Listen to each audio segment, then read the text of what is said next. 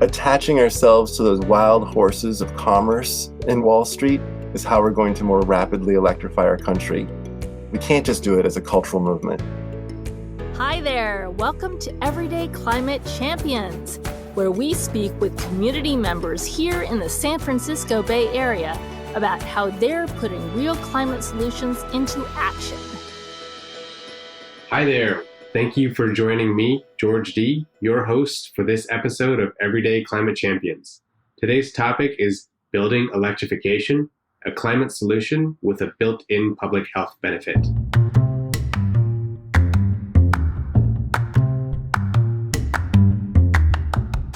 Many of us may be surprised to find out that the energy our homes consume contributes to 13% of U.S. emissions alone, despite the wide availability of electric-powered heating and cooling systems.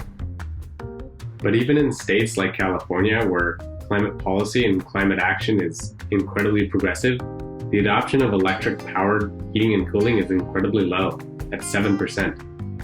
Recently, I was able to sit down with Sean Armstrong of Redwood Energy, based in the Bay Area. He's worked for 25 years in building electrification, designed the retrofit and new construction of more than 10,000 all-electric residences, and provided legal and technical support for dozens of gas bans nationwide. Sean, thanks so much for joining us. Absolutely, George. For the folks listening today that may not know much about building electrification, could you tell me a little bit about what it is and why it's important today and for the future? Since the late 1800s, there's been a building electrification movement, primarily driven by safety concerns, because having combustibles, be it coal or wood or gas, they start fires disproportionately. So today, electrification is around safety still, but we're talking climate safety and we're talking indoor air quality, because having a gas stove, for instance, is just as bad as having a cigarette smoker who smokes in the house living with you. If you live with a cigarette smoker, that increases your use of asthma medication, your likelihood of a heart attack or cardiopulmonary disease and premature birth of your children, and also cancer. The number one source of formaldehyde in your life is the effluent from your gas stove.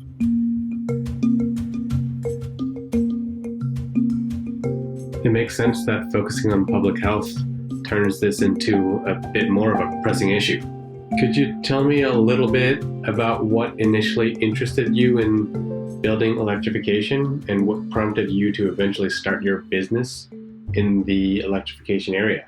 In college, there was a demonstration house on campus that was teaching how to use renewable energy and how to not use fossil fuels. I got to live there eventually in this immersive environment back in 1999. They had solar panels and wind turbines and batteries. Got to drive an electric van. It was fun. So when I decided I was going to go into building development, I wanted to do the greenest possible, and I also wanted to be doing affordable housing. And so I found a way to marry those two, because renewable energy can lower utility bills, which can help out low-income households. And so I went into affordable housing, learning how to do all-electric design so we could use the most renewable energy. And so the more we got rid of fossil fuels, the lower the utility bills got, because solar panels on the roof make electricity.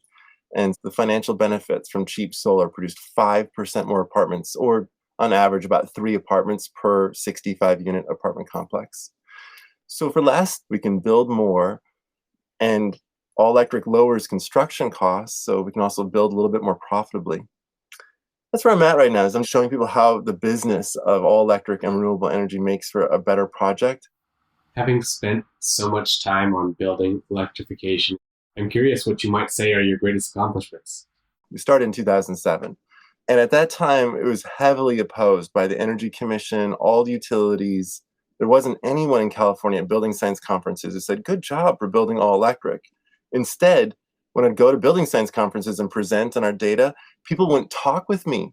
They'd literally turn their back to me if I was like, hey, let's talk about electrification. And so after a whole bunch of years of saying it, the next big step was getting a legal opinion that would allow cities to do it. So in 2018, after my mother-in-law died in the Tubbs fire, our first climate change-induced fire in Santa Rosa, I was pretty flipped out.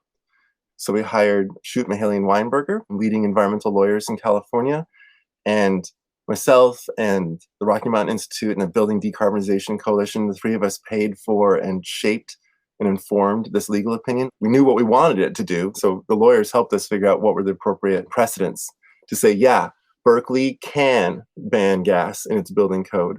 And now, so have 60 cities around California, and 10 cities have already banned gas in Massachusetts.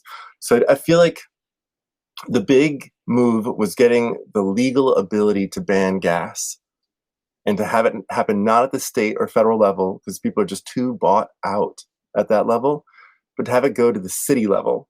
Fossil fuel companies don't put money into city council races. And so we could get real democracy there. Electrification has a lot of impacts, whether it's economic or health oriented, but the connection between electrification and climate change is becoming even stronger today. I'm curious, from your perspective, why do you think building electrification is gaining momentum today? 2009 is when we first got computers added to heat pumps in the United States. Their efficiency went up by like 40% to 100%, and they started to be able to be used when it was really cold outside, like negative 30 Fahrenheit.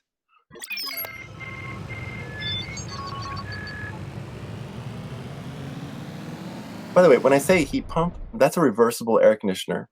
Air conditioners are heat pumps, and heat pumps are air conditioners that only work in one direction. Like an air conditioner just does chilling. But if you make it go in two directions, a heat pump is both an air conditioner and a space heater. So I feel like things started slowly in 2009. I installed one of those heat pumps in my own house. And then we started demonstrating in apartment complexes and all over the country and in Canada. People have been building all electric homes and solar powering them, but just slowly. I feel like what did change the conversation was the Berkeley ban. What happened at the state regulatory level is that they were anticipating banning gas in construction like in 2035 or 2045. And a lot of people were startled when cities started banning it in 2019. There were almost 30 cities that worked immediately after Berkeley to ban gas also, all over the Bay Area. That changed conversations, that changed architects' practices and mechanical engineers' practices, because when you ban natural gas in Berkeley, San Francisco, Oakland, San Jose, Hayward, all of these big cities in the Bay Area, that's the home of architects and engineers who work nationwide. And so they all got familiarized with all electric construction because they had to. So that led to another big movement forward. Everyone's done at least one project now. They understand the technologies and they see how it can save time and money to design that way. I think the next step, after cities and architects and engineers and the whole culture of design starts changing in the Bay Area and in California, I just point to the Green New Deal, which got renegotiated into the Inflation Reduction Act. That has a ton of money, like $12,000 or so per house worth of incentives to electrify. That's a lot of money. And I'm seeing it change in developers that I'm working with right now, where I come forward and I say, I realize you're trying to do a gas and electric hybrid project, but if you do all electric, you get $12,000 an apartment, and that changes their mind. I'm seeing the next stage in the evolution of the all electric movement is a more broad-based, financially driven choice for people who are like kind of on the fence. They were thinking, oh, I'll put in gas because I know how to work with that. And then they say, well, if it's $12,000 a residence, maybe I'll learn something. I'll learn how to do all electric. It's worth it for me to go to college for a day or two and figure out how to do this. As you suggested, tradespeople that install the gas or hybrid appliances are typically the ones that are pushing for the installation of those types of appliances. What would you say are the biggest hurdles towards electrification within this industry for housing, for remodeling and construction? You're right that the contractors who come to people's homes have a very large influence on what products get chosen. And I've seen a fair number of contractor retraining programs. In California, we're seeing utilities step forward and try to actually train contractors to get in their heads, get in their wallets, show them how they can make some more money if they're doing all electric by offering them incentives. So all electric utilities are starting to take the gloves off. They see that they have new technologies to work with. They've got induction stoves, way better than the old-fashioned electric resistance. They've got cold climate heat pumps. So I see utilities stepping up now that they have a new opportunity to change the game in their local territories and make more money. I keep on coming back to this because while electrification began somewhat as a cultural movement of environmentalists trying to rapidly address climate change, now the investor-owned utilities, Wall Street, they see a business opportunity. They've seen that since 2009, fracking has not been that profitable. And so Wall Street's been saying, if we go over to all electric design, that's where all the regulators want us to go too. Yeah, let's do it. Let's make a bunch of money. Let's take away the gas customers and make them into electric customers. I think that attaching ourselves to those wild horses of commerce in Wall Street is how we're going to more rapidly electrify our country. We can't just do it as a cultural movement. In the context of electrifying everything, what would you share with everyday homeowners and everyday renters that want to take part in a growing movement to electrify their homes? If you are, say, in California, where only 7% of our homes are all electric, you probably have a gas stove, a gas dryer, a gas furnace, and a gas water heater. And you go through each of those 4 appliances, and you either replace them with electric when they break, or you replace them with electric devices at an accelerated and planned schedule. You're going to say, I want to get rid of my gas stove first. Or you say, my furnace is breaking and it's wintertime and I really don't want it to have to go out on me, so I'm going to put in a heat pump. You can look around and think, what is the least expensive way that I could electrify some appliance? And that would probably be your stove, because you can get $100 and $200 countertop induction ranges.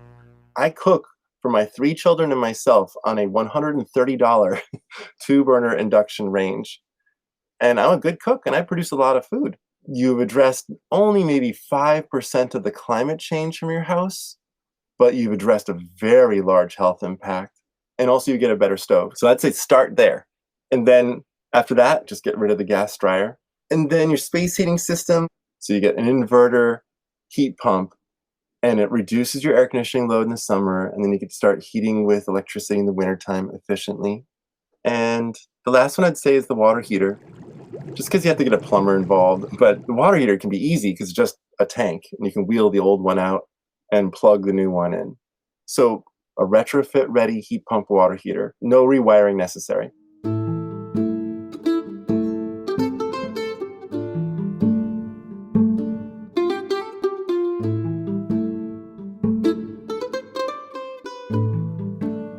We can't just make this a personal responsibility. We have to make this a societal responsibility. And the way that's happening is that in the Bay Area Air Quality Management District, they've announced that in 2027, there will be no more gas appliances sold between Santa Rosa and Gilroy from north to south and over to Vacaville to the east. And the California Air Resources Board just announced that there'll be no more gas appliances sold in California, the whole state, in 2030. That's the kind of action that we have to take to achieve real climate change mitigation. Pushing cities and large organizations, agencies to start putting in place decarbonization policies. That's incredible. Thank you for breaking it down. There's certainly a lot that we can do as everyday climate champions, and I appreciate you giving us more depth and context. Sean, thanks for showing us not only how important building electrification is for public health and curbing emissions, but also showing us how anybody can get started to participate in this mission. Absolutely, Jared. Take care. Hey listeners, Sean has shared some great resources on how to get involved with work on building electrification. Please check out the show notes below to follow the links. And if you'd like to learn about another approach to solar power to electrify homes, I definitely recommend checking out episode 2 on our podcast. For this episode of Everyday Climate Champions, the sound designers were Dennis Heisem and Trevor Skirby. The executive producer was Dalia Masachi. I'm George D. Our full production team is listed below in the show notes. You've been listening to Everyday Climate Champions, presented by the Climate Reality Project's Bay Area chapter. If you know any local folks who would make great guests, please drop us an email. As Climate Reality founder and former U.S. Vice President Al Gore says, solving the climate crisis is within our grasp, but we need people like you to stand up and act. To learn more, please visit climaterealitybayarea.org. See you next time.